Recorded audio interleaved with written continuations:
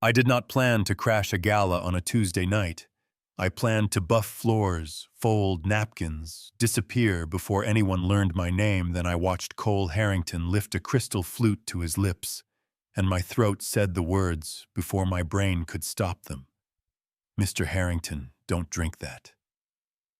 The room on the 48th floor froze string quartet, hanging on a note 50 donors caught between polite smiles and open mouths, Chicago glittering in the windows, like it had shown up to watch me ruin my life.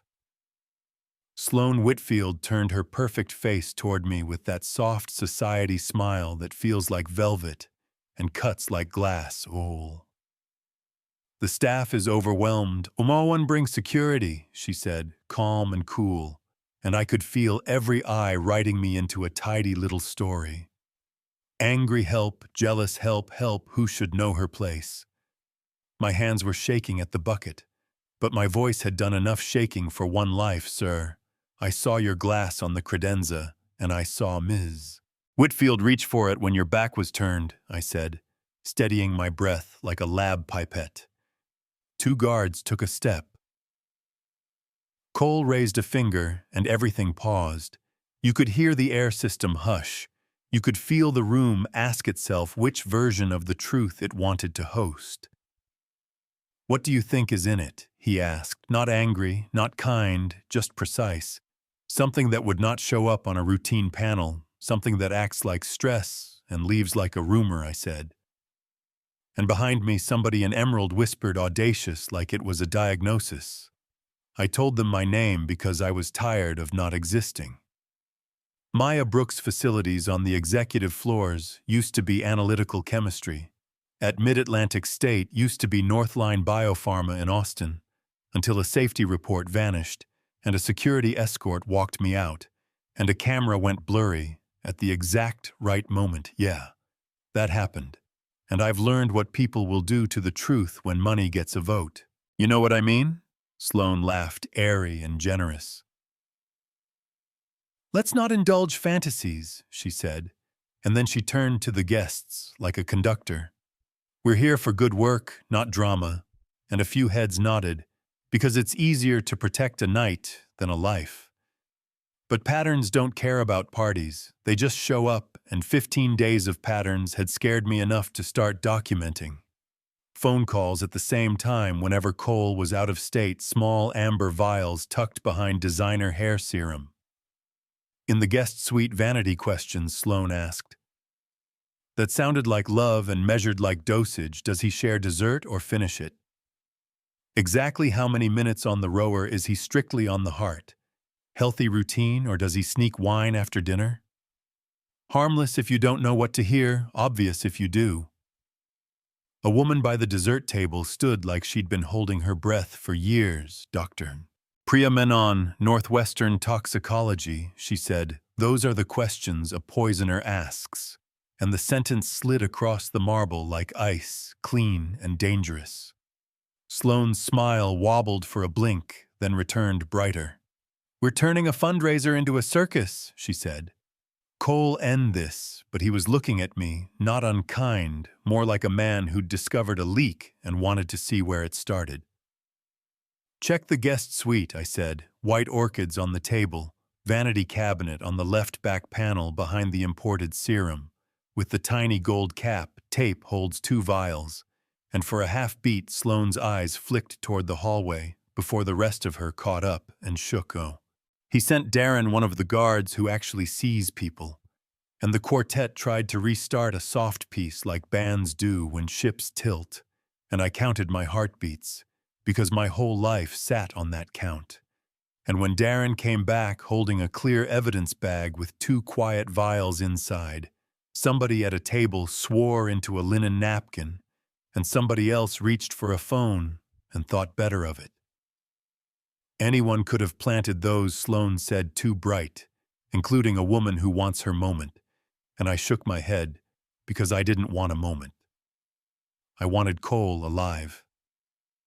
You said you were documenting, he said, and I nodded because I learned the hard way that telling the truth without receipts is how you lose, so I set a small digital recorder on the cocktail table 19 minutes from Sunday hallway, outside the guest suite, where people stand in doorways and say things they'd never say to a room.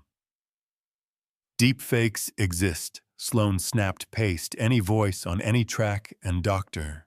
Manon was already beside the device, admissible or not. This room can still decide what it believes she said. So I hit play, and Sloane's voice floated out, calm as a latte order, moving the timeline, ensuring the paperwork, asking if it could look like exertion or an arrhythmia, and a man's voice answered with terms that belonged to insurance investigations and obituaries, not to love. It wasn't the words that broke the room, it was the tone. Everyday, ordinary, confident like weather, and confidence is what people sound like when they think they'll get away with it. Do you deny meeting a man named Victor Loretto at the loading dock last Thursday? Dr. Menon asked, and Sloan paused, one heartbeat too long, said she didn't know any Victor, a half-second too fast. And I said, he goes by Vico Gray Van, with a taped-over logo envelope, by the freight elevator cologne that lingers like bad decisions. The same scent I pulled off the vanity edge where those vials used to sit. The quartet stopped. Trying, the room went honest in that scary way rooms do, when lies put down their forks and leave, and Cole finally looked at Sloan, the way a person looks at a bridge after the first crack. Tell me you didn't, he said, and the crack became a confession, not words at first. Just the heat behind them, then words poured out like a glass that had to spill 3 years, smiling through your monologues. Your donors who treat me like furniture. I carried you into rooms. I deserve what comes next. And yeah, that happened right there with the skyline staring in. Cole lifted his phone and didn't make a speech. Police and medics, potential poisoning evidence on site, he said. While Sloan tried one more time to wrap velvet around steel. I'll come in tomorrow with counsel, and the officer said. Tonight, timelines matter, chain of custody matters, and watching her realize the world had stopped serving her felt less like triumph and more like weather finally changing. While they bagged the flute and the vials and the recorder, Cole asked me how I knew to keep going. When nobody believed me and I told him the truth I keep in my pocket like a lucky coin. The truth doesn't kick doors. It waits until you build your own handle, so I built one note.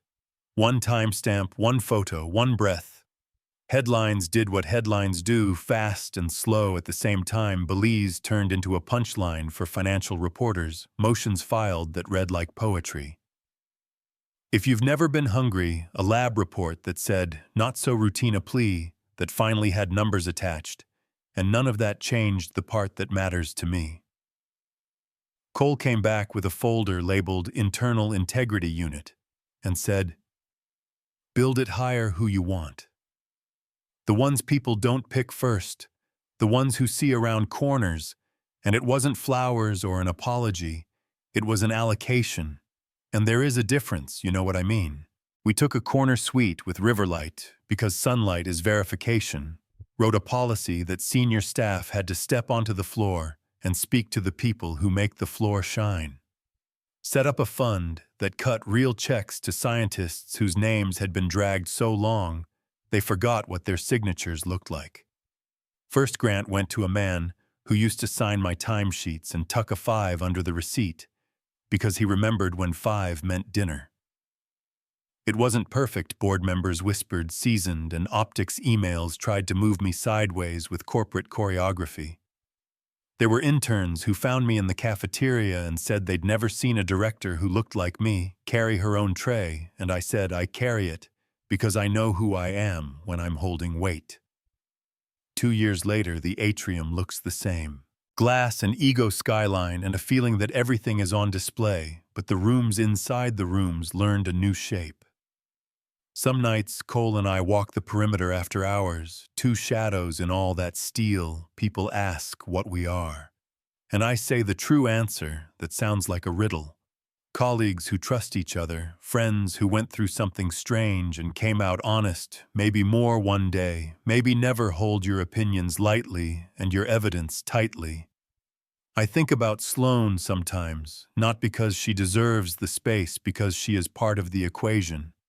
pride, bitterness, the way people practice injustice until it sounds like self-care. She used to pass me in the hallway, without a glance now. I bet she knows my name by heart. And that is not the win. The win is the next person who looks like me and does not have to spend 19 minutes proving her eyes work. If there's a moral, it fits in a pocket. Underestimation is a tax fool's pay because it feels like a discount. Integrity looks expensive until you count the cost of not having it. Listen to the person in the doorway, check the bottom cabinet, ask who profits if you doubt your own eyes. Now it's your turn. Do you forgive someone who names every name and helps unwind the harm? Or is the attempt itself the line you can't cross? Do we treat crimes that look like paperwork with the seriousness we bring to broken windows? Or are we still dressing up our parties while the truth stands by the mop bucket? Tell me when you were underestimated and what happened after. You didn't stay small, like the video. If a voice ever pulled you back from the edge, subscribe for more stories where power meets consequence, and share this with someone building their own handle right now.